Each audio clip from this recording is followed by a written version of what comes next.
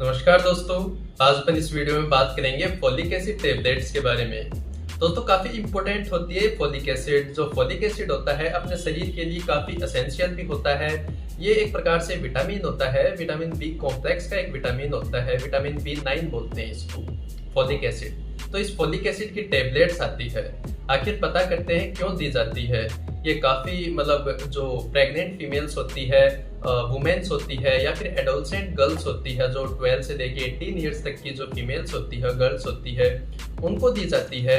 इसके अलावा ये मेंस को भी दे सकते हैं, नॉर्मल बच्चे को जो 5 से लेके 10 ईयर्स तक का होता है उसको भी दे सकते हैं एक्चुअली।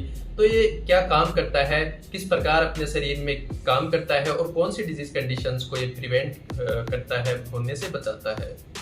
दोस्तों ये जो फोलिक एसिड टेबलेट्स होती है, ये एक प्रकार से अपने शरीर के अंदर जो सेल्स होती है उसके डिवीजन करवाता है, सेल डिवीजन इंक्रीज करवाता है, सेल के नंबर्स और साइज इंक्रीज करवाता है।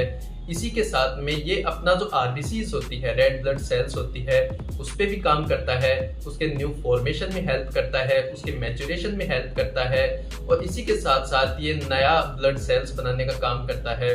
तो एक प्रकार से ये जैसे कॉमनली देखा जाए तो एनीमिया को प्रिवेंट करने के लिए काम में लिया जाता है।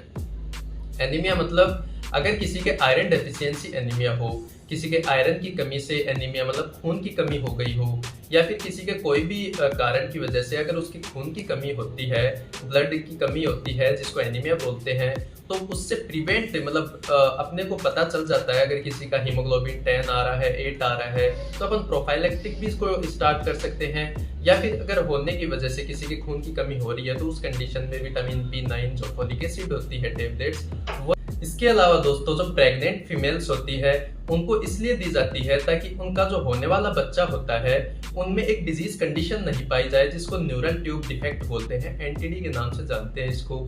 इसमें स्पाइना बाइफिडा और स्पाइना जो ओकल्टा, स्पाइना बाइफिडा ये इंक्लूडेड रहते हैं। ये अपने स्पाइनल कॉर्ड की डिजीज होती है और ब्रेन की डिजीज होती है। तो एक प्रकार से ब्रेन को और स्पाइनल कॉर्ड के मैच्योरेशन के लिए विटामिन B9 जो फोलिक एसिड होती है ये प्रेग्नेंट फीमेल्स को दी जाती है।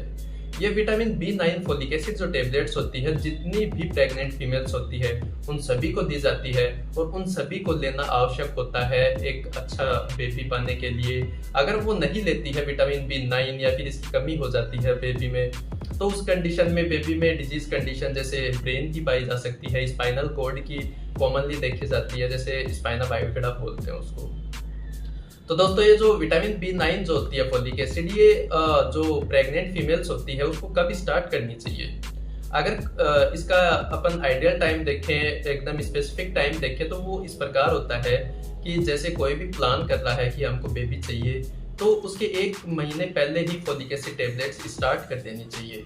मतलब अगर कोई प्लान कर रहा है कि हमको अगले मंथ प्रेग्नेंट होना है, तो वो क्लिनिक पे जाएगी, बताएगी हमको अगले मंथ प्रेग्नेंट होना है, तो उस 1 महीने से पहले ही इसको विटामिन B9 को स्टार्ट कर दिया जाना चाहिए।